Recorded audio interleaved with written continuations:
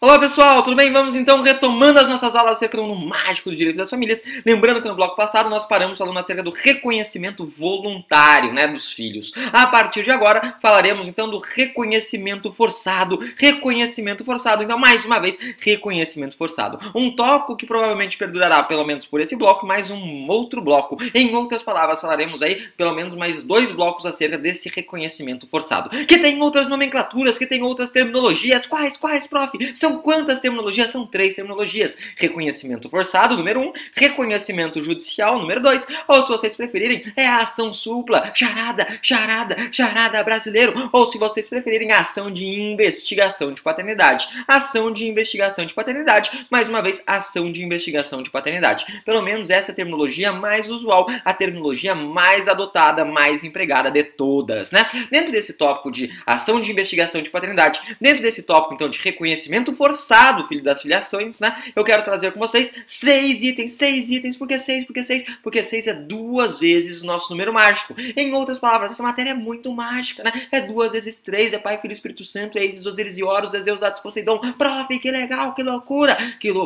A partir disso, então, quero começar a trabalhar 6 tópicos. Primeiro tópico, dentro desse reconhecimento forçado, é justamente acerca do prazo. Qual que é o prazo para a interposição dessa ação? Qual que é o prazo, então, que o sujeito ele pode pleitear, obviamente, a investigação de paternidade? Gente, essa ação é uma ação imprescritível. Em outras palavras, o sujeito ele pode pleitear a investigação de paternidade a qualquer tempo, Como diria Severus Snape no seu leito de morte, pode ser pleiteado always. Por quê? Porque filho, que é um estado de pessoa, vai ser filho para sempre. É indiferente se ele pleitear agora, sei lá, daqui um ano, com 1 ano de vida, 2 anos de vida, ou se ele for pleitear com 40 anos. Por quê? Porque ele vai continuar sendo filho. Em outras palavras, essa ação ela é imprescritível. Prof, você está inventando isso? É claro que não, Isso, na verdade, está esculpido em dois dispositivos mais especificamente, O primeiro deles é o artigo 27 do ECA Meleca, artigo 27 da Lei 8.069, do ano de 1990, do Estatuto da Criança e do Adolescente. E a outra, na verdade, é um entendimento sumulado, artigo 149 do STF,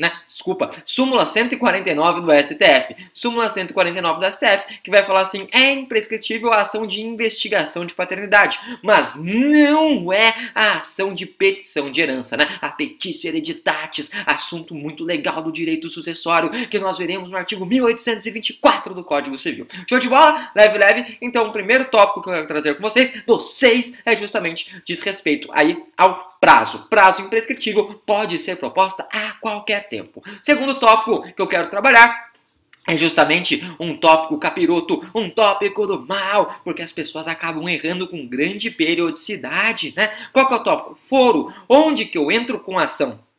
Qual que é o foro competente para a interposição dessa ação? E aí nós veremos o quê? Nós veremos que o foro competente é um foro que não é galinha, mas choca. Por quê? Porque as pessoas acham, óbvio, que o foro competente é daquela que a pessoa interpõe, ou seja, do foro do autor, da ação. E daí, como diria Fausto Silva, errou! Por que errou? Porque, na verdade, o foro competente para a propositura da ação é justamente o do domicílio do réu. É o do domicílio do réu. Mais uma vez, o foro competente para investigação de paternidade é o do domicílio do réu. Quem que é o réu? Aquela pessoa que você pleiteia para tornar-se pai, Ou seja, aquela pessoa que vai ser o pai, ou derretamente, muitas vezes a mãe, até mesmo porque hoje a gente pode falar da flexibilização, até mesmo de uma possibilidade de ação de investigação de maternidade, Show de bola, tranquilo, tô entendendo. Tudo bem. Ocorre, entretanto, que apesar de nós termos essa regra, que é do domicílio do réu, nós temos 3 exceções. 3 exceções. Mais uma vez, 3 exceções. Justamente em razão disso, 3 porque é mágico, que muitas vezes nós temos essa falsa percepção. A primeira exceção, inclusive, é justamente no caso de alimentos. Ou em outras palavras, nós estamos falando de uma pessoa que é necessitada, Ou seja, que ela é uma hipossuficiente, ela necessita dos alimentos. Em outras palavras, estamos falando do alimentando. Quando é a pessoa que interpõe é um alimentando, por ela ser a parte mais fraca da relação, será então em seu domicílio. Então não é mais no domicílio do réu, é no domicílio do alimentando. No domicílio do alimentando. Isso é tão importante, mas tão importante, que diga-se de passagem, a súmula de número 1 do STJ. É a súmula de número 1 do STJ, que vai dizer, então, domicílio do alimentando. Segunda exceção que a gente pode trazer é justamente naquelas hipóteses que eu trago na investigação de paternidade, não cumulada com alimentos, mas cumulada com herança. Eu quero saber quem é meu pai, né? Ou seja, eu quero falar, o Ayrton Senna é meu pai, né? Mas por que você quer isso? Porque você quer herança. Daí você precisa saber o seguinte, o que, prof? Nós precisamos saber se já terminou o inventário, ou seja, se já for realizada a partilha, né? Ou ainda estamos antes da partilha, durante o perfazer do inventário. Em outras palavras, se eu entrar com a investigação de paternidade, cumulado com petição de herança, vocês precisam fazer primeiro um traço, né? No meio, vocês vão colocar assim, partilha, tudo bem? Então, façam um traço e no meio, coloquem partilha. Antes da partilha, significa que está tendo inventário. Show de bola? Se está tendo inventário, onde que é o foro competente? No local do inventário. É no local do inventário, no local do inventário. Show de bola? Tranquilo, tranquilo, sem crise, sem grandes dificuldades. Ai, prof, e se for, na verdade, depois da partilha? Depois da partilha, significa que aqueles bens que integram o espólio, eles já foram divididos.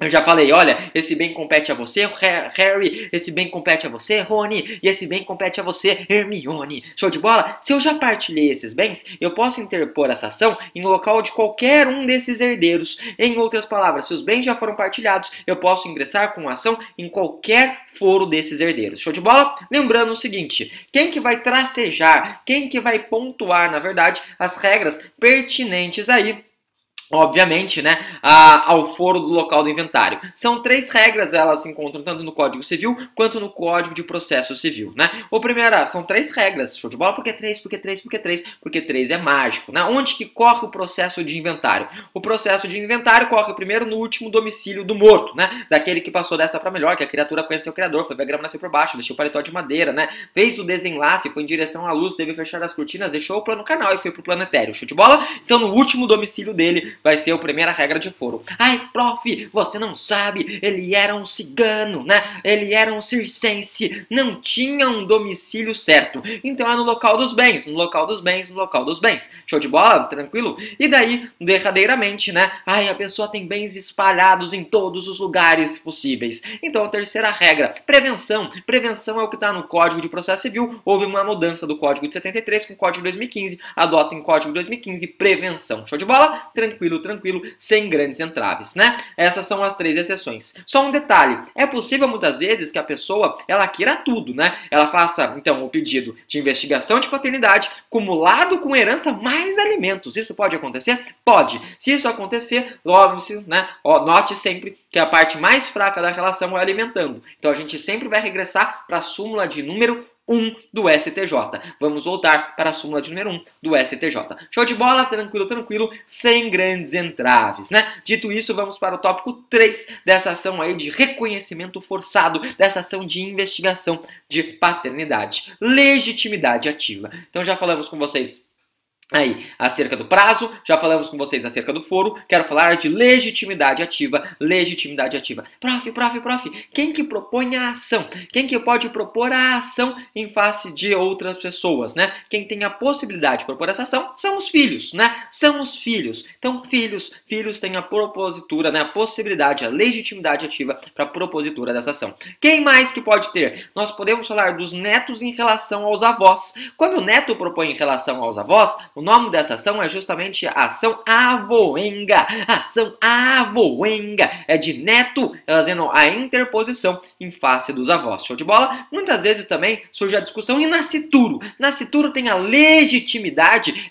ele pode fazer a propositura dessa ação, né? O nascituro, ele especificamente, surgem aí 3 correntes, né? Não sei se vocês lembram acerca da personalidade jurídica do nascituro. Depende muito da posição adotada. Se for uma posição natalista, que é a majoritária, né, de acordo com o nosso código, obviamente, aquela do artigo 2º, que vai falar assim, olha, os direitos da personalidade, eles surgem com o nascimento com vida. O nascituro não tem a legitimidade processual, né? Porque ele não tem essa legitimidade ativa? Porque, teoricamente, por essa teoria, ele é um mero pedaço da mãe. Tranquilo, sem grandes entraves, sem grandes dificuldades. A segunda corrente é a concepcionista. Em outras palavras, ele tem todos os direitos, né? Ele tem direitos de personalidade, direitos patrimoniais. patrimoniais. Então ele poderia ingressar com a ação, ele teria essa legitimidade ativa. É óbvio que não seria ele, seria alguém representando os interesses dele, né? Eventualmente a mãe. Show de bola? Tranquilo, tranquilo. E depois nós temos a teoria da personalidade condicionada. O que é essa teoria da personalidade condicionada? Ela fala assim, olha,